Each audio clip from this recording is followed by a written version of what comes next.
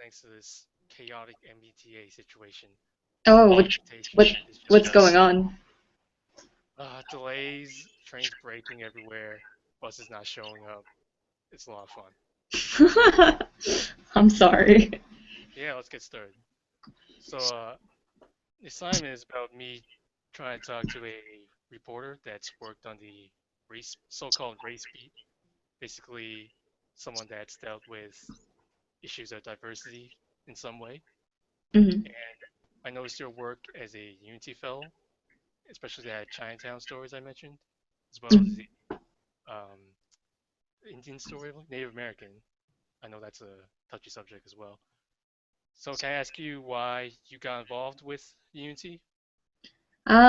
Yeah, well, I graduated in May, so I was looking for opportunities, both internships and jobs after graduation. And I saw that opportunity, and that only lasted like a month and a half.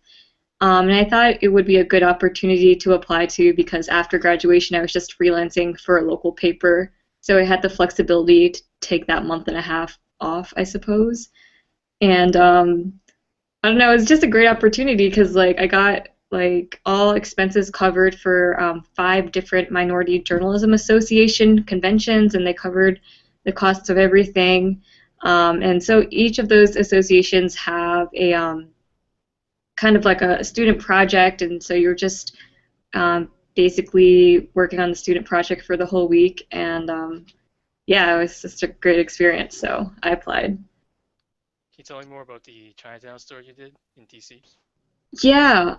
Um, so the Asian American Journalist Convention was in DC last summer, and they wanted students to take on local stories. Um, and I'm from Maryland, so the first thought that came to mind was the Chinatown or lack of Chinatown, because it's definitely not as grand as the other Chinatowns in the country. And unfortunately, a lot of the story that I worked on got cut out of the final product. I visited these public housing apartments that were mainly staffed or mainly had Chinese immigrant Chinese residents.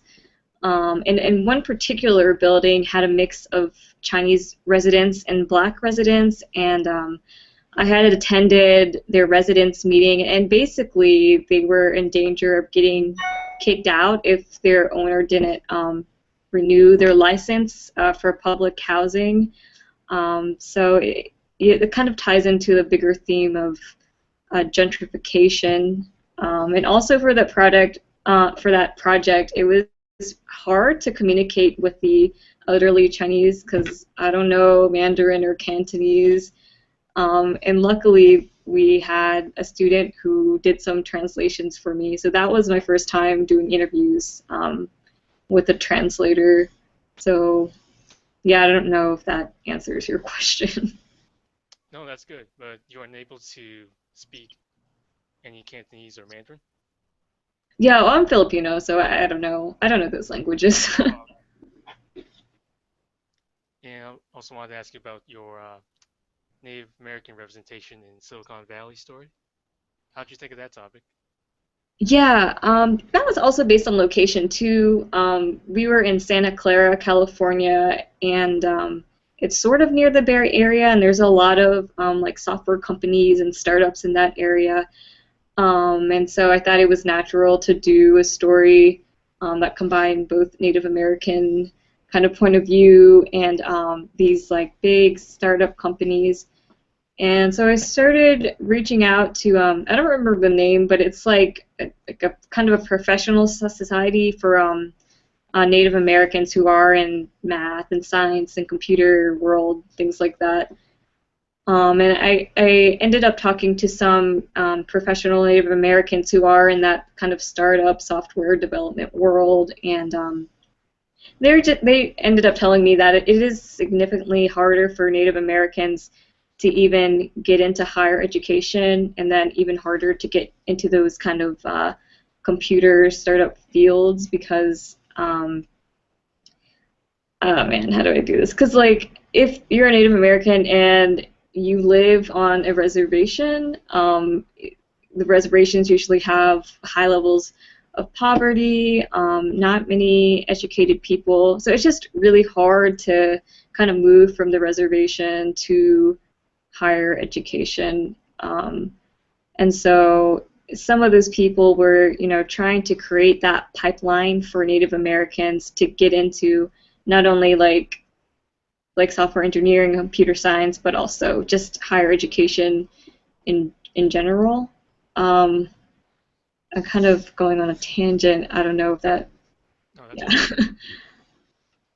Is this your first time covering the Native American beat? Yeah, I mean, that was my first time like interacting with the Native American community, really. Because in Maryland, there's not the Native American population is tiny, and like if you come across like a full-blooded, I guess, Native American, that's like really rare. And so that was just I learned a lot about the Native American community that week. I learned a lot about tribes and where they are situated, and kind of, I guess, the obstacles that they as a community face. So, yeah, that was my first time with that community, really. All right, cool. Is there anything else you could say about the experience of covering the race beat, or pretty much covering diversity in general? Okay, yeah, so with the Unity Fellowship, okay, that's a weird sound. It was what was it? It was the Asian Journalists Association, Native American, Hispanic, Black, and then lesbian and gay. So I got to be with those communities for a week, each of those communities for a week, and I think the biggest thing that I took away from it is that it's harder to kind of keep minority communities on your radar once you're back into like the real world.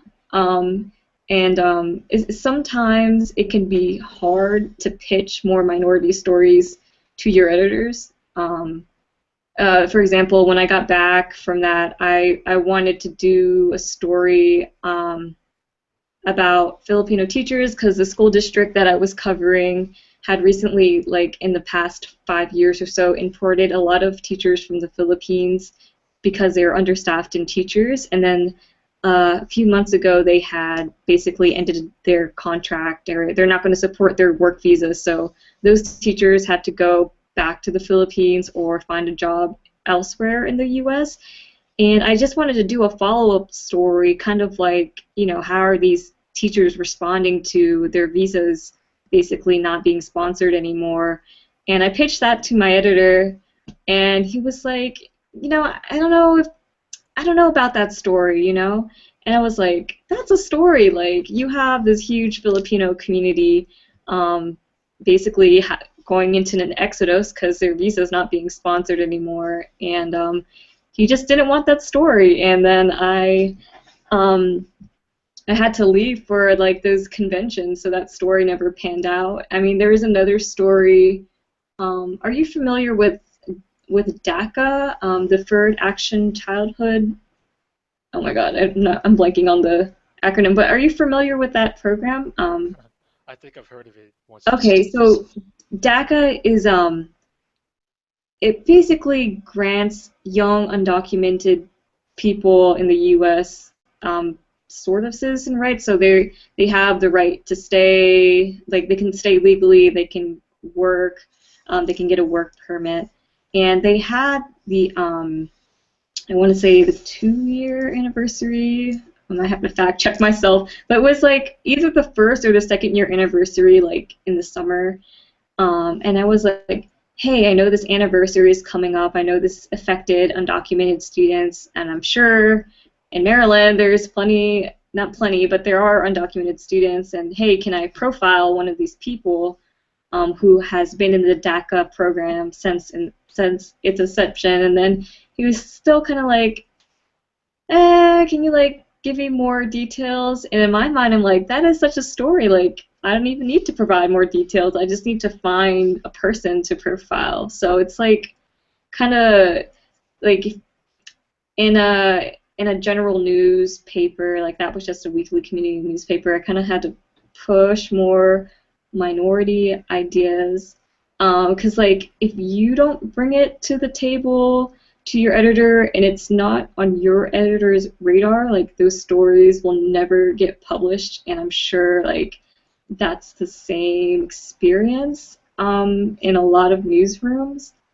And that's also because like newsrooms, I guess, depending on where you go, aren't always diverse. So if it's not on your editor's radar, it's not on your radar, and you're not pushing it, then those like minority stories, specifically about race, will never get told. So So you yeah, seem to push it, but your editor was averse, it seems, to any of these stories about racially charged topics.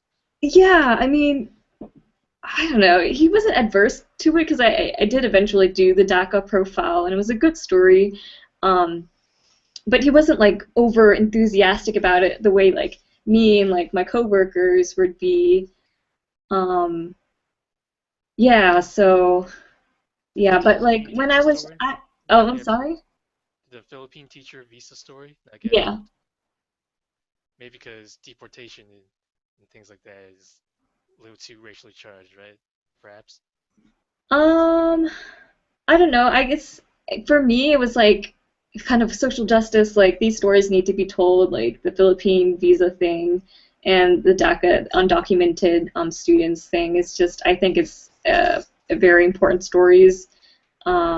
And again, he just wasn't enthusiastic about it. He wouldn't say like, "No, you can't do this," but I would have to like really throw in some nice details and really have to pitch it for him. And when I thought it didn't, I didn't think I would need that effort to get a, "Hey, yeah, I'm interested. Please work on this story," you know.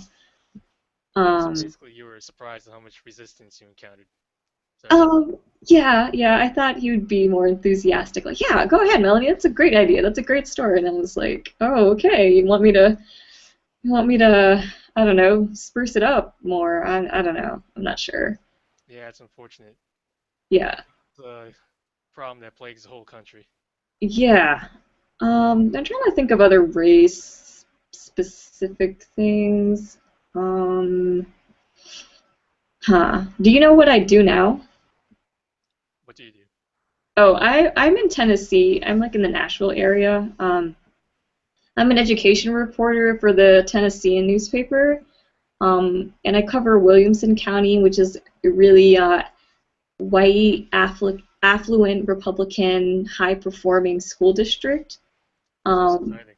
yeah, definitely not as controversial as Prince George's County, Maryland, but yeah, it's here. It's like I don't even know how to like keep on incorporating that minority, um, like racial lens because it's so like homogeneous here. Like it's mainly white people. And so I'm having trouble. Yeah, I cover schools, but personally, like I feel like I should be more aware of minority communities and in this area. But it's hard for me to like balance those two. Um, so yeah, I guess if I have to give advice, even though you're not asking for advice, I would say just be like hyper aware of kind of racial differences and minority communities. Have you tried So I don't pitching know. a story about minorities here? I'm sorry? Have you tried pitching a story about minorities here for this paper? How'd that go? Oh, are you asking me if I pitched a minority story? Yeah, yeah. No, it just hasn't come up yet. It's hard. I mean, I was talking to this one parent, and she told me about this high school that's the most diverse in the county. So I want to explore that personally, but I don't know what kind of story that would be. And then there's another story in my head about like are the teachers that they're recruiting diverse or is that like even on their radar? But those are not as like um, I don't know important or impacting stories as like other things on my plate. So I just don't know if I'll get to them. But I need to do more research. I'm new to the area. I've lived here for like a month, so I'm still learning. All right, sounds good. I think my last question would be something a little more personal for me because I'd like to know what you did after you graduated. What was Yeah. your plan after graduating? Oh my God, graduation was it was kind of like a bittersweet moment because I graduated in May, and before that I'm like, I don't know what I'm gonna do. Like none of my interviews went through, and I was kind of like in limbo for a while. And then I got this opportunity to just be a severely underpaid freelance writer for this weekly paper in Prince George's County, Maryland. So I was just doing that for a while. And then the Unity Fellowship came up. I applied to that. And then after the Unity Fellowship, I went back to freelancing because I still didn't have any leads on like a job. And so I was freelancing and applying to things. And then the way I got this job now, I started last about a month and a week ago. Um, I okay, so one of the people that organized the Hispanic Journalist Student Project, he recently got a job at the Tennessee newspaper, and he was like, "Hey, we have an opening. Would you be interested in applying?" And I'm like, "Sure, if you think I'm qualified enough." And they ended up kind of looking at my resume, and they flew me out for an interview, and now I'm here. So I Good guess, start, right? yeah, and no, it's a really good gig. Like, I never expected to do this kind of job so soon out of college. I'm probably the most inexperienced person in the newsroom right now, and the youngest. So yeah, I guess it's about who you know. Like connections are really connections are super important in the journalism world. So start networking if you haven't already. Yeah, merit alone won't carry you, right? I'm sorry. Merit alone won't No, get I you. mean merit is definitely important, but your connections will get your foot in the door. So Yeah. yeah, and journalism world is super tiny. You probably already know that. So like everybody knows everybody, um, sort of. Are you in any professional organizations? Not quite. Okay. I actually take a leaning toward marketing because I got a paid internship this semester for that, so that might help. Okay, so you're leaning more towards the marketing side? Yeah, a little bit.